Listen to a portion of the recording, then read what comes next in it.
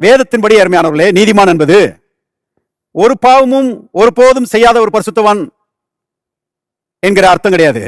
நிறைய பேர் அப்படி யோசிச்சு தப்பா புரிஞ்சு வச்சிருக்கிறாங்க பைபிள. கவனிங்க, நீதிமான் என்பது சிம்பிளா எளிமையா சொல்ல போனா தேவனை விசுவாசிக்கிறவன் என்ற அர்த்தம். தேவனை விசுவாசிக்கிறவர்கள் தான் நீதிமான்கள், இல்லையா? ஆதியாகமம் 15 பாருங்க. ஆதியாகமம் 15 6ஆம் வசனம் பாருங்க. இங்க ஆபிரகாமை பற்றி சொல்லப்பட்டிருக்கிறது. அவன் கர்த்தரை விசுவாசித்தான், அதை அவனுக்கு நீதியாக எண்ணினார். விளங்குச்சா உங்களுக்கு?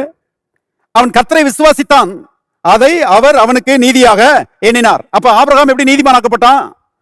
கர்த்தரை விசுவாசிச்சான், கர்த்தர் அவனை நீதிமானாக்கினாரு. அது ஆதியாகமத்திலிருந்து சொல்லப்படுகிற ஒரு சத்தியம் என்பதை தெரிந்து கொள்ளுங்கள். யார் யாரெல்லாம் தேவனை விசுவாசிக்கிறார்களோ அவர்களை கர்த்தர் நீதிமான்களாக ஆக்குகிறார். பாருங்க, பாவத்தெல்லாம் விட்டுட்டு நான் பெரிய பரிசுத்தவான் ஆன பிறகு கர்த்தர் எனக்கு நீதிமான்கிற பட்டத்தை கொடுப்பாரு அப்படின்னு சொல்லி சிலர் யோசிக்கிறாங்க. அப்படி ஒரு பட்டத்தை நீங்க கர்த்தர்ட்ட வாங்கவே முடியாது. ஏன்னா ஒரு நாளும் பாவத்தை நீங்க முற்றிலுமா ஒழிக்க முடியாது. தேவன் தான் உங்களுடைய வாழ்க்கையில் இருக்கிற பாவத்தை ஒழிச்சு கட்டுறாரு. கல்வாரியில் சிந்தப்பட்ட கிறிஸ்துவின் ரத்தம் தான் எல்லா பாவங்களையும் துடைத்து எடுக்கிறது. அது மேல விசுவாசம் வைக்கலன்னா அப்புறம் நீங்க என்ன பாடுபட்டாலும் நீதிமானா மாற போறதே கிடையாது.